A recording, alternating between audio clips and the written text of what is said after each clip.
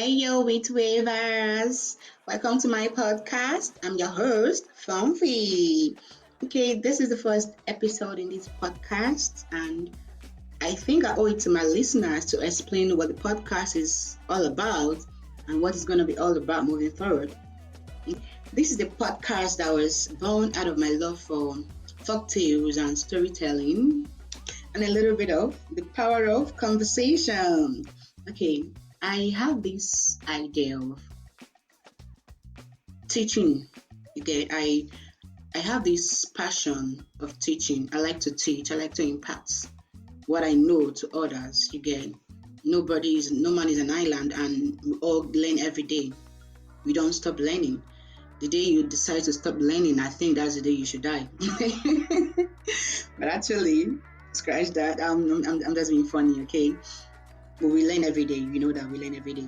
So this is a podcast that, moving forward, I'm gonna be teaching a lot of things, a lot of topics, a lot of subjects.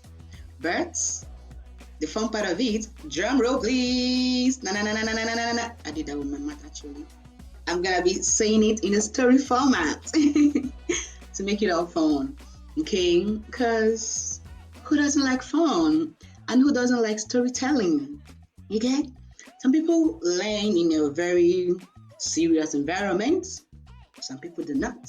Some people learn in a calm environment, you get? In fun environment, in an environment where they get to explore themselves. Okay? Some people learn in a very serious environment with a serious teacher or a serious lecturer. Any pattern, any way you learn from, it's all good, okay? We all have our methods. But mine is, I love to impact knowledge through the format of storytelling, okay?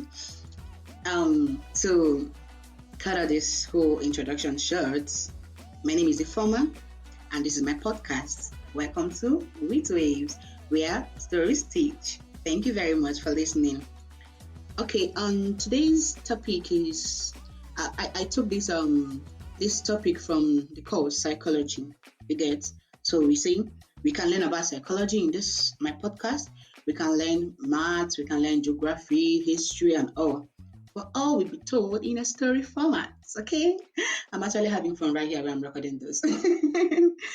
So the title of this story is The Chronicles of Quirky Human Behavior. Now let's dive into it, okay? Once upon a time, in a bustling setting, there lived a curious young girl named Emily. She had an insatiable appetite for understanding the intricacies of human behavior. One day, while wandering through the park, she stumbled upon a magical book that promised to reveal the secrets of 10 fascinating human behaviors. Eagerly, she opened the book and began a journey of discovery. Behavior 1, laughter. Something like that. Emily read about how humans burst into fits of laughter when they found something amusing.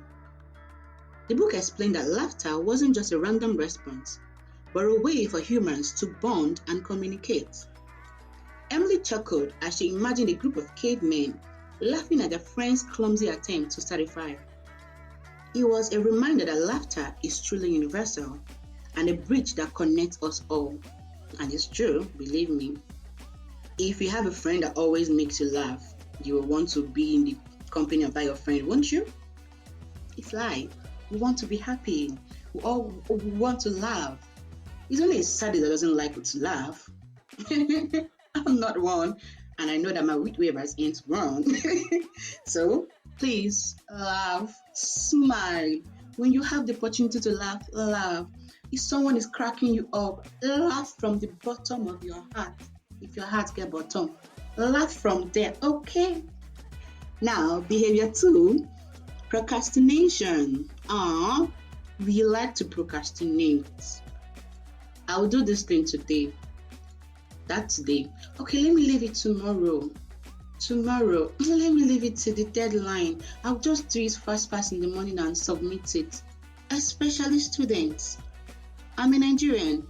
My Nigerian students, we like to do that. We like to submit the result. We like to submit assignment on the morning of the assignment deadline. I know, but I'm using Nigerian because I'm a Nigerian, but I know it pertains to every student, believe me. Not just student, actually, even workers.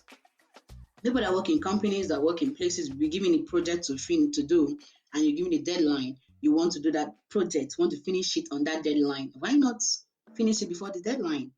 So, this is to tell you that procrastination is part of human behavior. Okay? So, now let's read the story about it. Next, Emily learned about procrastination, a behavior where people delay tasks despite knowing they should do them. The book playfully recounted the story of a man who insisted on cleaning his entire house before starting an important project. Emily realized that humans often struggle with balancing immediate desires and long-term goals, leading to amusing tales of last-minute dashes to finish tasks. Now, behavior 3, superstitions.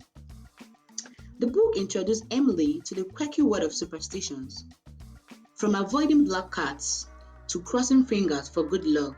I'm still doing that till today. I think I'm even doing it right now in the studio. Okay. Humans engage in this behavior to gain a sense of control over uncertain situations. Emily chuckled at the thought of someone walking backwards to ward off bad luck. Really? Realizing that these rituals were both entertaining and endearing acts to influence fate. It is true. We all grew up with a lot of superstitions. I'm an Igbo girl.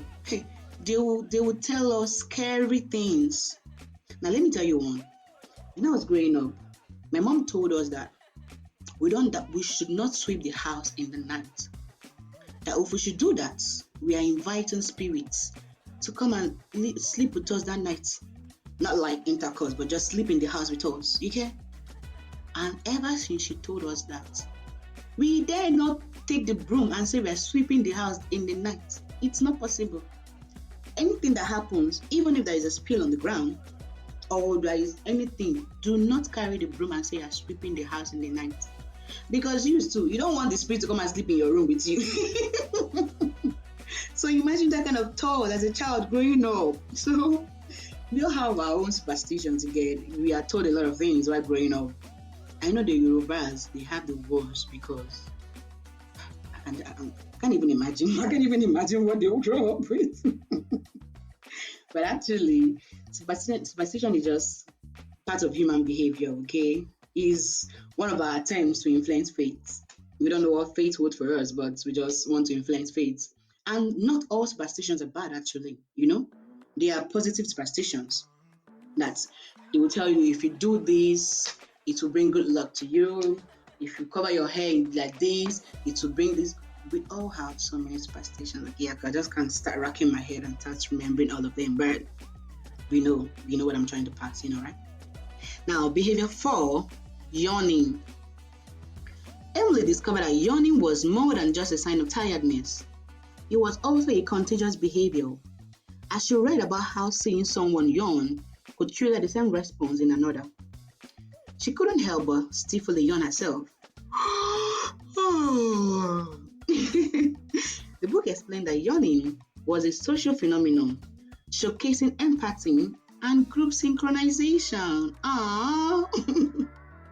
So, as I'm yawning now, please be yawning also so that we can synchronize. Now, behavior 5, group conformity. The book delved into the concept of group conformity, where individuals adjust their behavior to fit in with a larger crowd.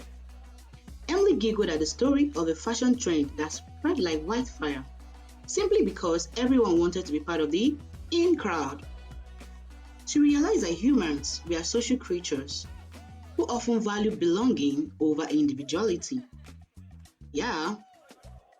Some people want to belong to a group actually, whether it's fashion trend or it's art or it's tech or it's academic or business. But some humans, they don't like the idea of being themselves. They don't like the idea of individuality. Let me do my own thing, my own way, my own pattern. Some people want to look up to somebody Some people want to imitate somebody else in leading their lives. We can't say that those people are doing the wrong things. No, it's just a human nature, as we've read it here. They belong in that category where they need to be associated with a group before they can feel fulfilled. I think that's actually what goes on in their head. But some other people, they want to be themselves, display their individuality. This is me. This is how I like to dress. This is how I like to talk. This is how I like to walk. This is just me. I don't want to talk like this person because I like this person, or I don't want to be in this group so that I will feel accepted or something. No. Some people want to be themselves, and it's quite all right also. If you belong to the category where you want to be in a group to feel accepted, it's fine and okay. It's just your human characteristics, okay?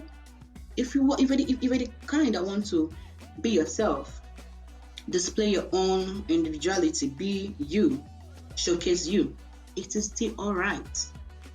Now, this thing doesn't just pertain in fashion or in your way of thinking or on that, but even at a workplace, some people feel the need to belong to a certain group before they can feel like they are accepted in their workplace.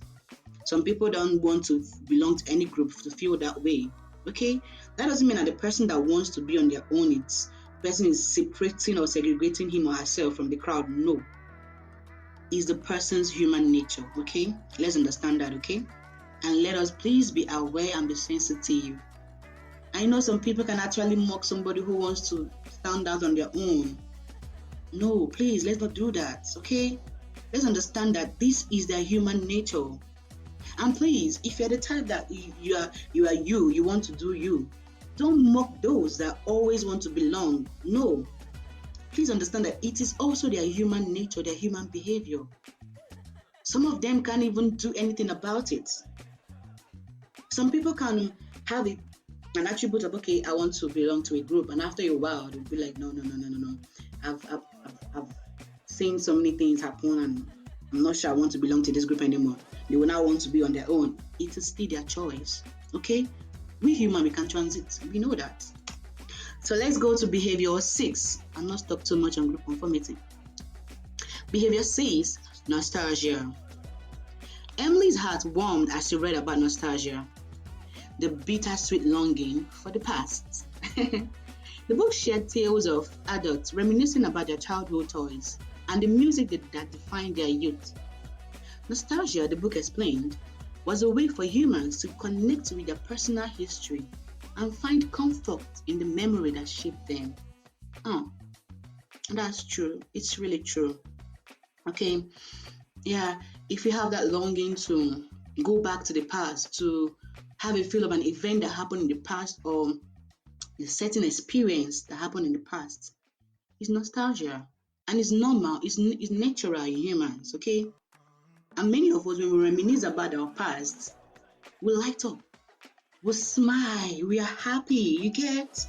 Some of them, when they reminisce about their past, some ugly past, they feel bad, they feel down, they feel pain. Okay? It's just the power of nostalgia, it's just what it does. But you will want to have a glimpse of the past or have a touch of the past. We all desire that. And I think that's why scientists are working towards time traveling machine. And oh God, I would love to be the first person to try it out, but I know it's not going to be possible. But I'd love to be among the first few people that will try it out. I have a lot to fix in the past, but I'm not hanging on to the past actually.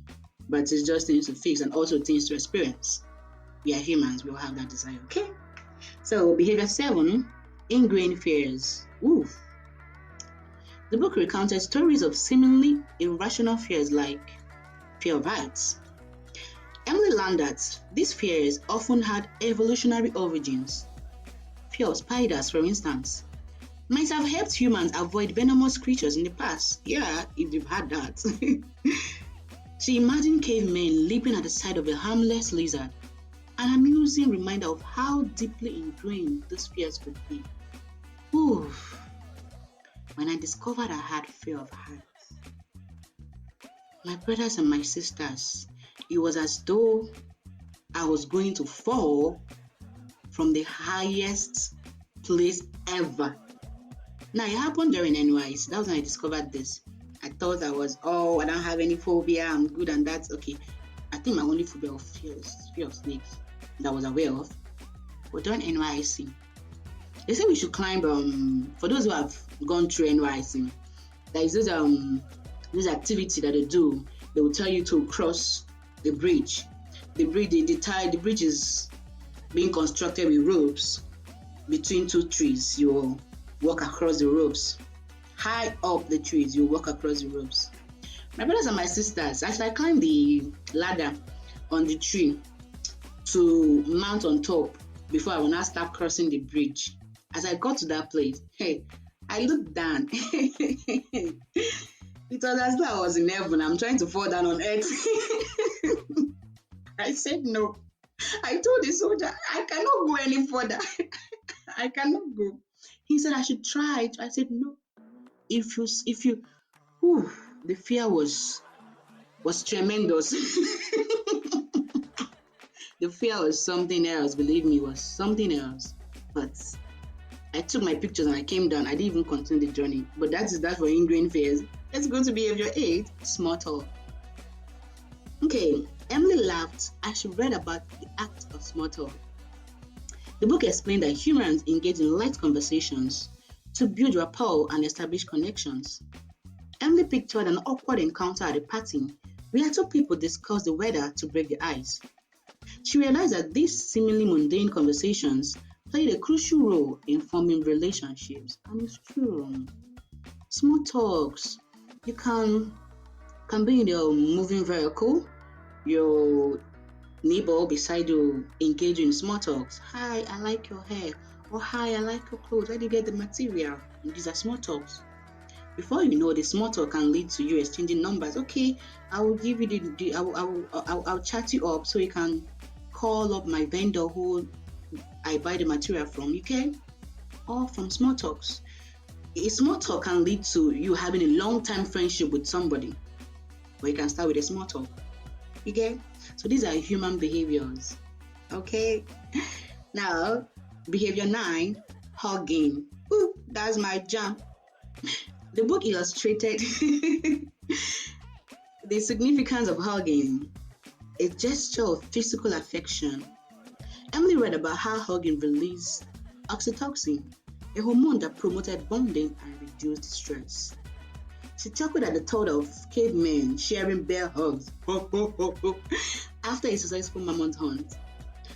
Hugging, the book revealed, was a powerful tool for building emotional connection. I love to hug people.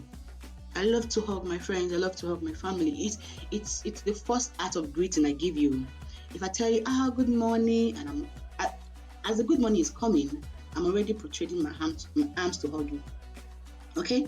So it's my thing. It's what I love to do.